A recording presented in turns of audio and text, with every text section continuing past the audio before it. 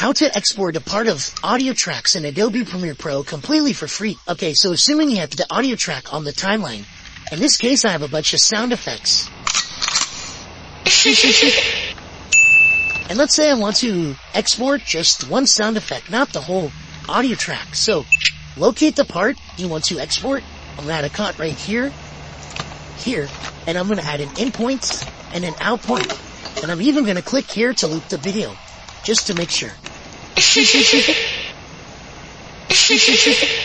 Okay, that's perfect. You don't have the loop option, click the plus icon right here, button editor, and then it's right here, loop. You can drag it on, but I already have it, and then click OK.